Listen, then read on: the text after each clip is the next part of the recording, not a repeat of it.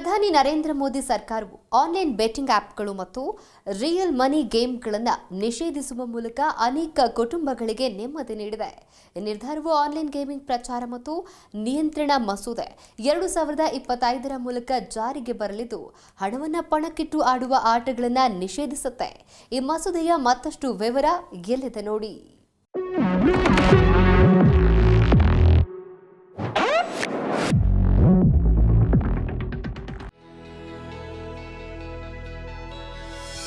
ರಮ್ಮಿಯಂತಹ ಎಲ್ಲ ಜೂಜಾಟಗಳಿಗೆ ನಿಷೇಧ.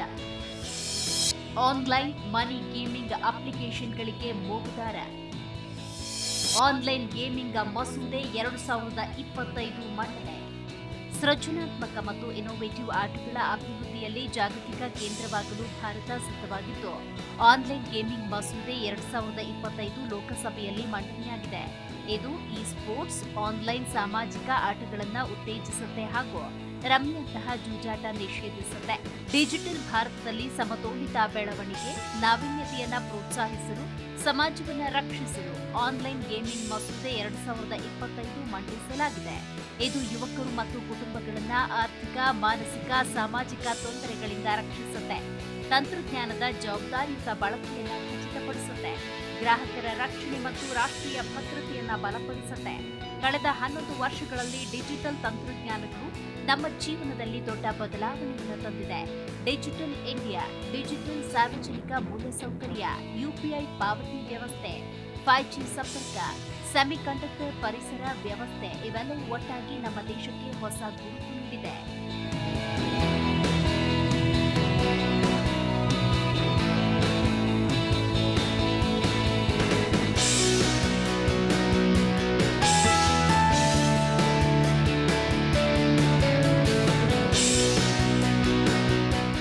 ಪ್ರಧಾನಮಂತ್ರಿ ನರೇಂದ್ರ ಮೋದಿ ನಾಯಕತ್ವದಲ್ಲಿ ಎಲ್ಲ ಕ್ಷೇತ್ರಗಳಲ್ಲಿ ತಂತ್ರಜ್ಞಾನದ ಬಳಕೆ ನಾಗರಿಕರಿಗೆ ಅಪಾರ ಪ್ರಯೋಜನ ತಂದಿದೆ.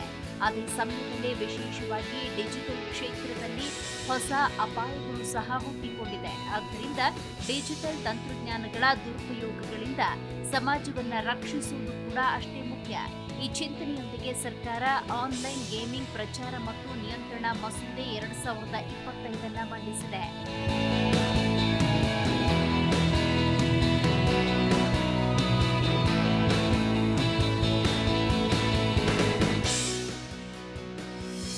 ಪೋಕರ್, ರಮ್ಮಿಯಂತಹ ಜೂಜಾಟಗಳಿಗೆ ನಿಷೇಧ.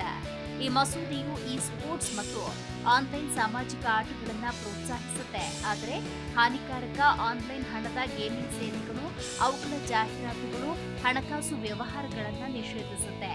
ಆನ್ಲೈನ್ ಫ್ಯಾಂಟಸಿ ಸ್ಪೋರ್ಟ್ಸ್ನಿಂದ ಹಿಡಿದು ಆನ್ಲೈನ್ ಜೂಜು, ಪೋಕರ್, ರಮ್ಮಿ ಮತ್ತು ಇತರ ಕಾರ್ಡ್ ಆಟಗಳು ಹಾಗೂ ಆನ್ಲೈನ್ ಲಾಟರಿಗಳವರೆಗೆ ಎಲ್ಲ ಆನ್ಲೈನ್ ಬೆಟ್ಟಿಂಗ್ ಮತ್ತು ಜೂಜಿನ ಸಟ್ಟ ಮತ್ತು ಜುವಾ ಚಟುವಟಿಕೆಗಳನ್ನು ಈ ಮಸೂದೆ ಕಾನೂನು ಬಾಹಿರಗೊಳಿಸುತ್ತೆ. ಸುಳ್ಳು ಹಣದ ಲಾಭದ ಭರವಸೆಗಳ ಮೂಲಕ ಯುವಕರನ್ನ ಪ್ರಚೋದಿಸಿ ಅವರನ್ನ ವ್ಯಸನಕಾರಿ ಆಟಗಳಿಗೆ ದೂಡಿ ಇಡೀ ಕುಟುಂಬಗಳನ್ನ ಆರ್ಥಿಕ ಸಂಕಷ್ಟಕ್ಕೆ ಸಿಲುಕಿಸುವ ಆನ್ಲೈನ್ ರಿಯಲ್ ಮನಿ ಗೇಮಿಂಗ್ ಅಪ್ಲಿಕೇಶನ್ಗಳಿಂದ ಅವರನ್ನ ರಕ್ಷಿಸುವುದು ಇದರ ಉದ್ದೇಶ.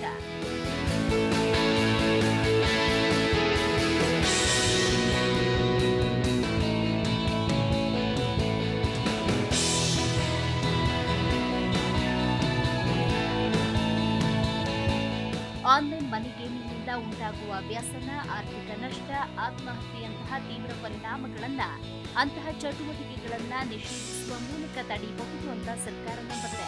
ಹೆಚ್ಚುವರಿಯಾಗಿ ಈ ವೇದಿಕೆಗಳು ಆರ್ಥಿಕ ವಂಚನೆ, ಅಕ್ರಮ ಹಣ ವರ್ಗಾವಣೆ, ಭಯೋತ್ಪಾದನೆಗೆ ಹಣಕಾಸು ನೆರವು, ರಾಷ್ಟ್ರೀಯ ಭದ್ರತೆಗೆ ಧಕ್ಕೆ ತರುವಂತಹ ಚಟುವಟಿಕೆಗಳಿಗೆ ದುರ್ಬಳಕೆಯಾಗ್ತಾ ಇದೆ. ಇದರಿಂದಾಗಿ ಡಿಜಿಟಲ್ ಜಗತ್ತಿನ ಕಾನೂನುಗಳನ್ನು ಭೌತಿಕ ಜಗತ್ತಿನಲ್ಲಿರುವ ಕಾನೂನುಗಳೊಂದಿಗೆ ಸಮೀಕರಿಸಿದಂತಾಗುತ್ತೆ. ಯಾಕಂದ್ರೆ ಭೌತಿಕ ಜಗತ್ತಿನಲ್ಲಿ ಬೆಟ್ಟಿಂಗ್ ಮತ್ತು ಜೂಜಾಟ ಈಗಾಗಲೇ ಭಾರತೀಯ ನ್ಯಾಯ ಸಂಹಿತೆ 2023 ಮತ್ತು ವಿವಿಧ ರಾಜ್ಯ ಸರ್ಕಾರಗಳ ಕಾನೂನುಗಳ ಪ್ರಕಾರ ನಿರ್ಬಂಧಿತ ಅಥವಾ ಶಿಕ್ಷಾರ್ಹ ಅಪರಾಧವಾಗಿದೆ.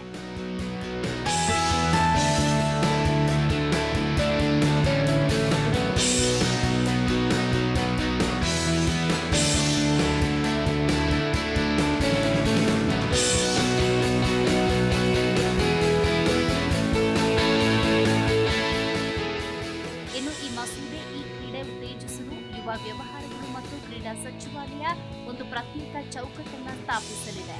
ಆನ್ಲೈನ್ ಸಾಮಾಜಿಕ ಆಟಗಳಿಗೆ ಸಂಬಂಧಪಟ್ಟಂತೆ ಎಲೆಕ್ಟ್ರಾನಿಕ್ಸ್ ಮತ್ತು ಮಾಹಿತಿ ತಂತ್ರಜ್ಞಾನ ಸಚಿವಾಲಯ ಮತ್ತು ಮಾಹಿತಿ ಪ್ರಸಾರ ಸಚಿವಾಲಯ ಶೈಕ್ಷಣಿಕ ಮತ್ತು ಸಾಂಸ್ಕೃತಿಕ ಮೌಲ್ಯಗಳು, ಕೌಶಲ್ಯ ಅಭಿವೃದ್ಧಿ ಹಾಗೂ ಸಾಮಾಜಿಕ ತೊಡಗಿಸುವಿಕೆಯನ್ನ ಹೆಚ್ಚಿಸುವ ಆನ್ಲೈನ್ ಆಟಗಳಿಗೆ ಬೆಂಬಲ ನೀಡುತ್ತೆ. ಹೀಗೆ ಈ ಮಸೂದೆಯು ತಂತ್ರಜ್ಞಾನದ ಸಕಾರಾತ್ಮಕ ಅಂಶಗಳನ್ನು ಪ್ರೋತ್ಸಾಹಿಸುವುದರ ಜೊತೆಗೆ ಆನ್ಲೈನ್ ಹಣದ ಆಟಗಳಿಂದ ಸಮಾಜದ ಮೇಲೆ ಉಂಟಾಗುವ ಕೆಟ್ಟ ಪರಿಣಾಮಗಳಿಂದ ರಕ್ಷಿಸಲು ಪ್ರಯತ್ನಿಸ್ತಾ ಇದೆ.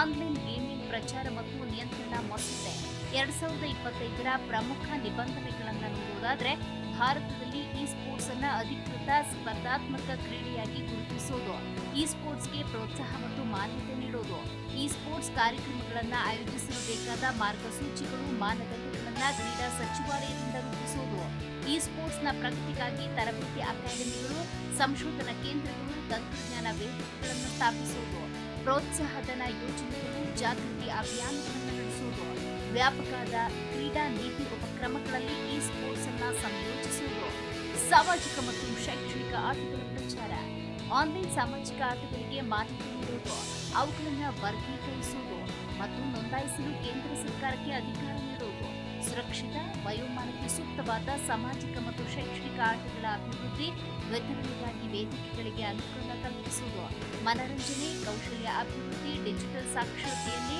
ಸಾಮಾಜಿಕ ಆಟಗಳ ಸಕಾರಾತ್ಮಕ ಪಾತ್ರದ ಬಗ್ಗೆ ಜಾಗೃತಿ ಕಾರ್ಯಕ್ರಮ ನಡೆಸುವುದು, ಭಾರತೀಯ ಮೌಲ್ಯಗಳಿಗೆ ಅನುಗುಣವಾದ ಸಾಂಸ್ಕೃತಿಕ ಮತ್ತು ಶೈಕ್ಷಣಿಕ ಗೇಮಿಂಗ್ ವಿಷಯಗಳಿಗೆ ಬೆಂಬಲ ನೀಡುವುದು, ಹಾನಿಕಾರಕ ಆನ್ಲೈನ್ ಮನಿ ಗೇಮ್ಗಳ ನಿಷೇಧ, ಆಟಗಳು ಕೌಶಲ್ಯ, ಅದೃಷ್ಟ ಅಥವಾ ಎರಡನ್ನೂ ಆಧರಿಸಿದೆಯೇ ಎಂಬುದನ್ನು ಪರಿಗಣಿಸದೆ ಆನ್ಲೈನ್ ಮನಿ ಗೇಮ್ಗಳನ್ನು ನೀಡುವುದು, ನಿರ್ವಹಿಸುವುದು, ಅದಕ್ಕೆ ಅನುವು ಮಾಡಿಕೊಡುವುದರ ಮೇಲೆ ಸಂಪೂರ್ಣ ನಿಷೇಧ, ಎಲ್ಲ ಮಾಧ್ಯಮ ಪ್ರಕಾರಗಳಲ್ಲಿ ಮನಿ ಗೇಮ್ಗಳ ಜಾಹೀರಾತು ಮತ್ತು ಪ್ರಚಾರದ ಮೇಲೆ ನಿಷೇಧ, ಆನ್ಲೈನ್ ಮನಿ ಗೇಮ್ಗಳಿಗೆ ಸಂಬಂಧಪಟ್ಟ ಹಣಕಾಸು ವಹಿವಾಟುಗಳ ಮೇಲೆ ನಿಷೇಧ, ಇಂತಹ ಪಾವತಿಗಳನ್ನು ಪ್ರಕ್ರಿಯೆಗೊಳಿಸದಂತೆ ಬ್ಯಾಂಕುಗಳು ಮತ್ತು ಪಾವತಿ ವ್ಯವಸ್ಥೆಗಳ ಮೇಲೆ ನಿರ್ಬಂಧ, ಮಾಹಿತಿ ತಂತ್ರಜ್ಞಾನ ಕಾಯ್ದೆ 2000 ಅಡಿಯಲ್ಲಿ ಕಾನೂನು ಬಾಹಿರ ಗೇಮಿಂಗ್ ವೇದಿಕೆಗಳ ಪ್ರವೇಶವನ್ನು ತಡೆಯಲು ಅಧಿಕಾರ ನೀಡುವುದು.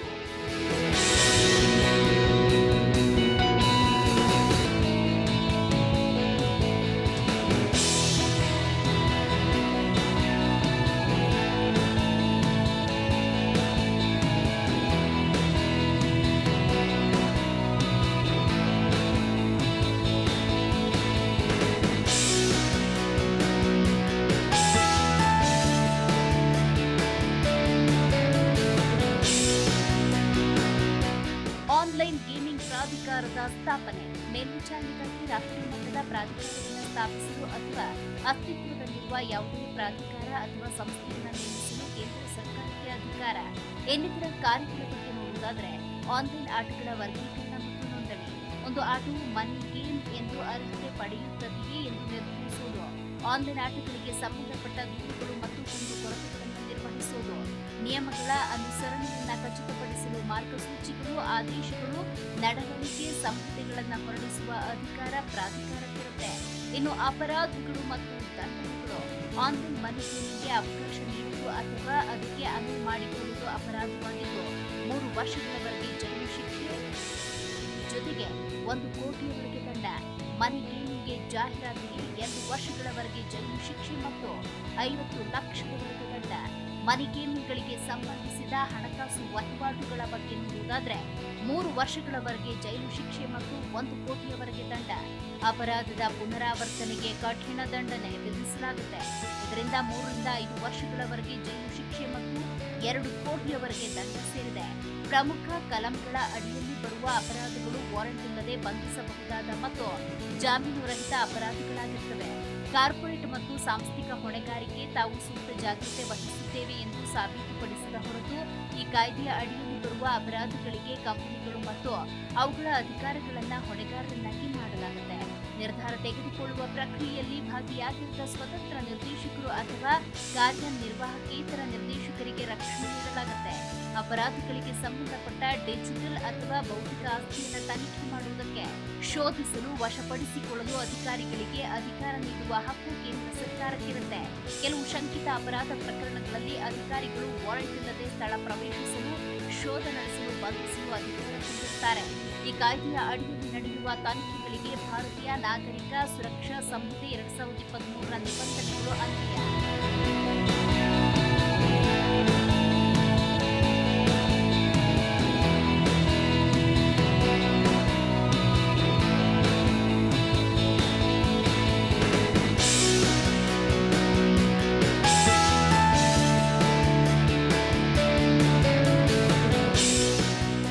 ಮಸೂದೆಯ ಸಕಾರಾತ್ಮಕ ಪರಿಣಾಮಗಳ ಬಗ್ಗೆ ನೋಡುವುದಾದರೆ ಸೃಜನಾತ್ಮಕ ಆರ್ಥಿಕತೆಗೆ ಉತ್ತೇಜನ, ಜಾಗತಿಕ ಗೇಮಿಂಗ್ ರಫ್ತು, ಉದ್ಯೋಗ ಸೃಷ್ಟಿ, ನಾವೀನ್ಯತೆಯಲ್ಲಿ ಭಾರತದ ಪಾತ್ರ ಹೆಚ್ಚಿಸುತ್ತೆ.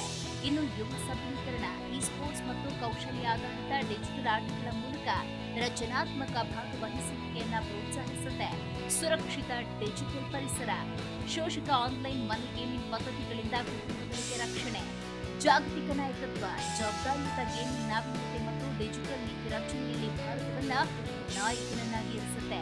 ಆನ್ಲೈನ್ ಗೇಮಿಂಗ್ ಪ್ರಚಾರ ಮತ್ತು ನಿಯಂತ್ರಣ ಮಸೂದೆ 2020 ಒಂದು ಸಮತೋಲಿತ ಮಾರ್ಗವನ್ನು ಅನುಸರಿಸುತ್ತೆ. ಸುರಕ್ಷಿತ ಮತ್ತು ಸಕಾರಾತ್ಮಕ ಆನ್ಲೈನ್ ಗೇಮಿಂಗ್ ಮೂಲಕ ನಾವೀನ್ಯತೆ ಮತ್ತು ಯುವಕರ ಭಾಗವಹಿಸುವಿಕೆಯನ್ನ ಪ್ರೋತ್ಸಾಹಿಸುತ್ತೆ. ಅದೇ ಸಮಯದಲ್ಲಿ ಹಾನಿಕಾರಕ ಆನ್ಲೈನ್ ಹಣದ ಆಟಗಳನ್ನ ಕಟ್ಟುನಿಟ್ಟಾಗಿ ನಿಷೇಧಿಸುತ್ತೆ.